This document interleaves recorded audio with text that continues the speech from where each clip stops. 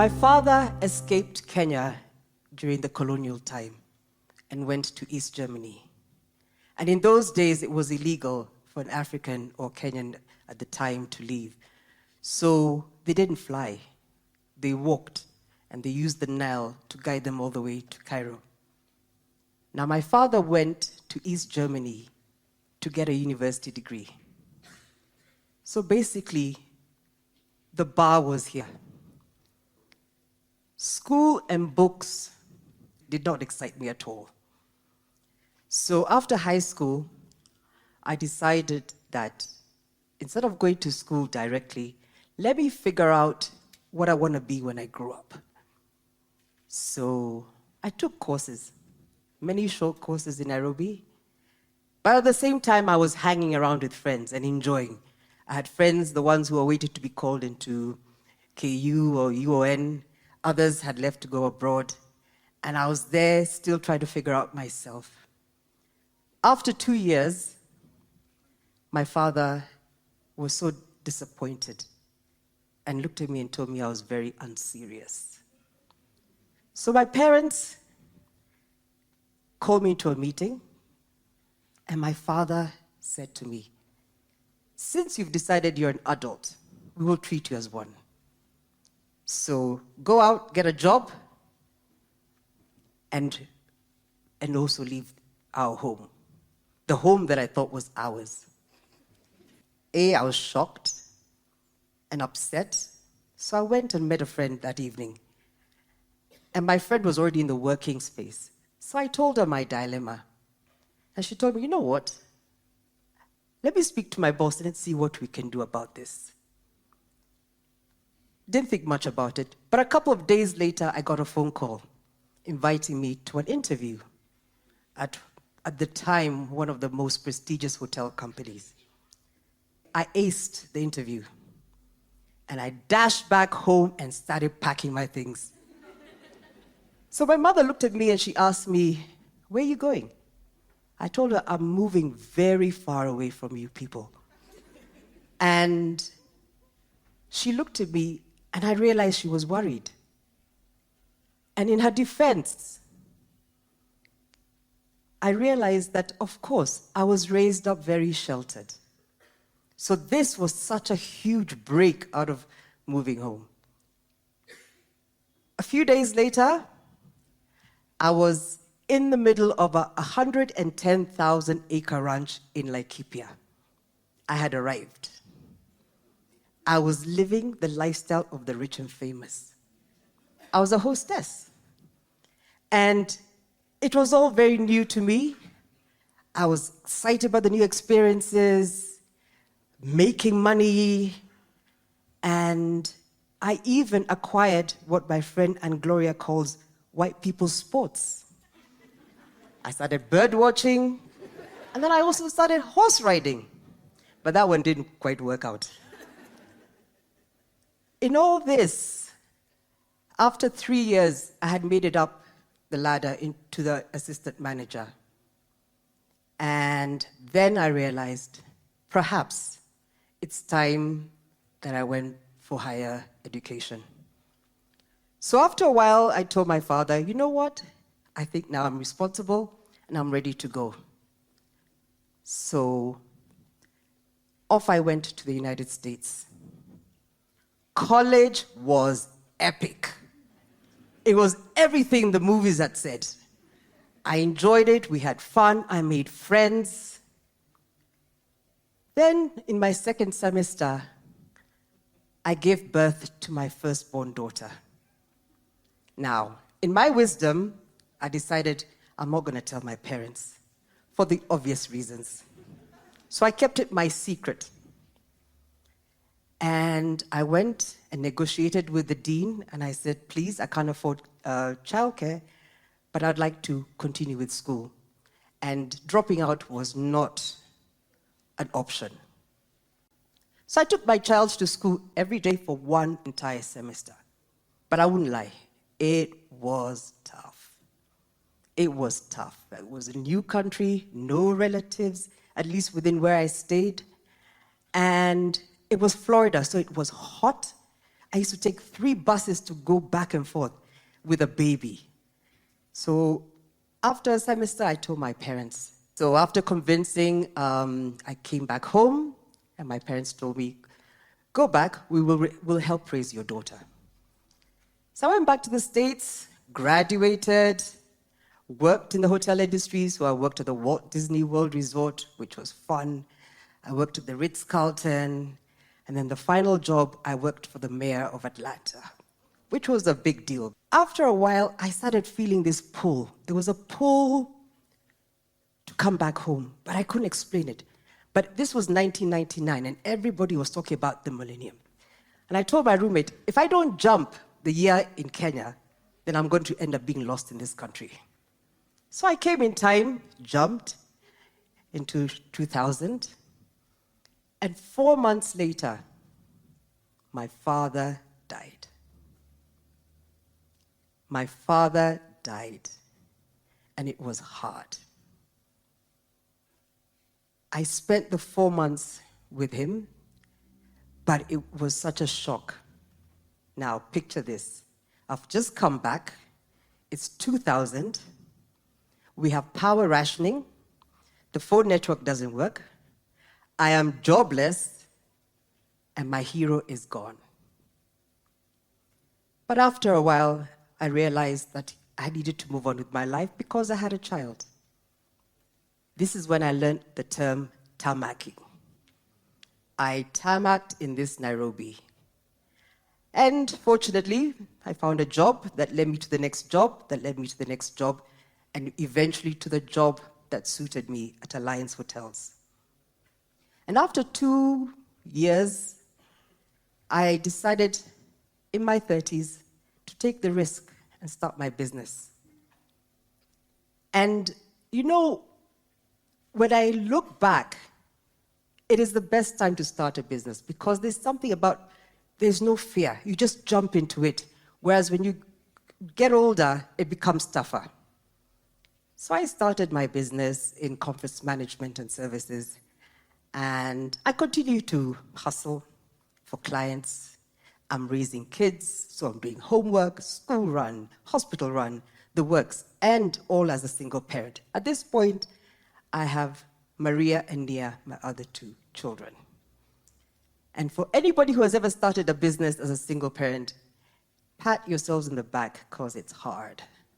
But we managed, we survived. But through my 30s, I realized I had lost myself. I stopped doing the things that I enjoyed. I didn't even know who I was anymore because I was just on this continuous movement. Enter my 40s. It was asking myself the hard questions. Who am I? What am I on this earth for? God put me here for a reason. And that played with me every single day. So I started trying to do things differently. I started volunteering at the community library in Kangemi. Then I joined the Rotary Club of Lavington, which I'm still a member of. And then I tried various other charity work. One day I was in a meeting with this lady who I had just met. And randomly she says to me, you know, Njoki, I wish there were Kenyans manufacturing affordable sanitary pads. So I looked at her and I said, what do you mean? But pads are like 80 bob. That's affordable. And she looked at me and she laughed and she says, Njoki, you live in a bubble. I thought, goodness. So that evening I went home and it bothered me. So I Googled, I was online like the whole evening, looking up, understanding sanitary pads. And indeed, the statistics showed that I was living in a bubble. But through all that researching, I met this Indian guy, famously known as the Pad Man. And he invited me to India so that I can see what he's doing for the community in terms of providing affordable sanitary pads. And he inspired me and encouraged me. So about a year later, with my brothers, we set up a small factory that manufactured affordable sanitary pads. A few months down the road, I get a call from YWCA, Young Women's Christian Association. And they asked me, can you donate some seeds to us? And I said, no problem. Then they said, but we'd also like you to come and distribute them and mentor the girls. So I said, okay, where? In Kibera. Now, even in high school, I never stood in front of my class to make a presentation. So public speaking, mentoring, that was not even something I had ever dreamt to do. But in this case, I said, it's okay, I'll do it. That event or that experience was very impactful to me because I was standing in front of girls who were living in the city that I live in, but couldn't comprehend what I was saying. And it made me realize about the divide that we have amongst us here. So the person who organized the event, Fred Juma, runs a grassroots organization called Green Mtani. So I reached out to him a few months down the road, and I said, I'd love to come and do this again, but more on a personal level. And I went and I took my daughters with me because I wanted to expose them, and I didn't want them to also be told that they live in a bubble. And that was the beginning of my service work in mentorship and distributing sanitary pads. And then coronavirus happens, 2020. Things had slowed down, so I decided to take a drive to Kibera and go to the center where we work. And I said, okay, we need to organize tanks for hand washing. Now, I thought that was the worst thing that was going to happen. I didn't expect what came after, which was loss of jobs and hungry families. So through my networks, friends, we fundraised here and there, but also we had kind of moved into the hoarding. We kind of put the hoarding mode into gear. So trying to get anything, even 500 shillings from anybody was difficult because we were living in times that we were so uncertain of. Anyways, as life would happen, we did what we could. And then one day, I said to myself, I can't do this anymore. I had overstretched myself financially, but they say that if you ask 10 people, 20, 100 for help, one person will actually come to help you. And that's what happened.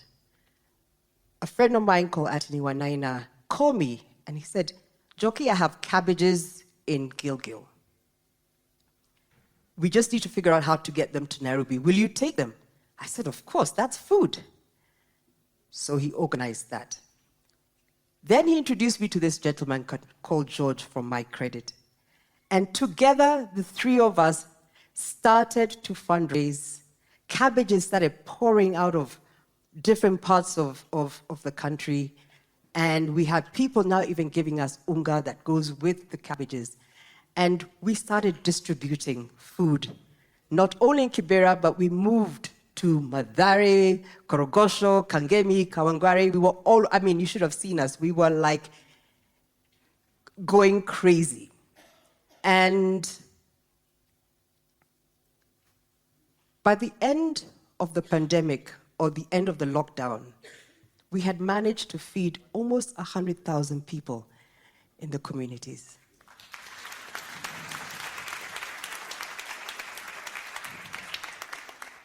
This was my comeback. The girl in her 20s who took her baby to school for a semester. The girl who boarded, I don't know if you guys remember the flying coffins, the Peugeots that used to drive down. I used to take them to Nanyuki.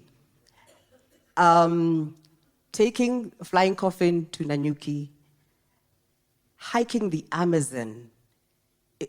Just something that I would not do today, by the way.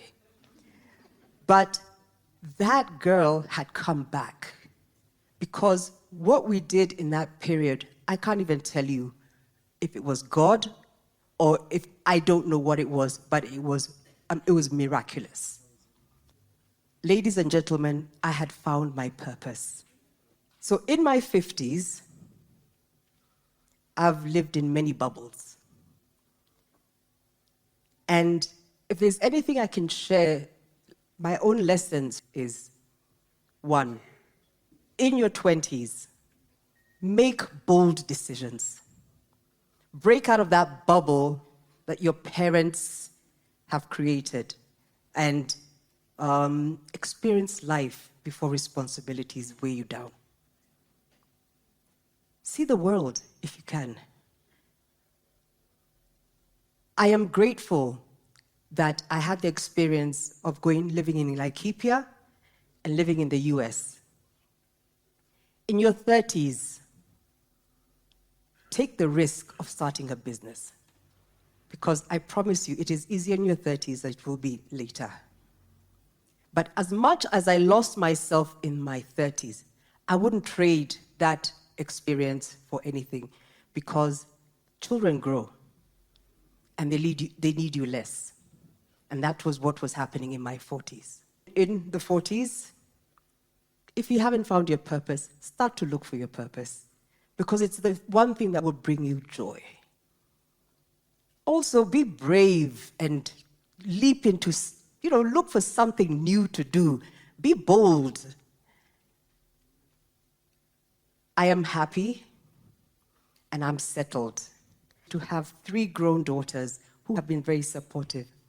I have my family. I have great friends, both young and old, diverse, who have supported me, and I thank you.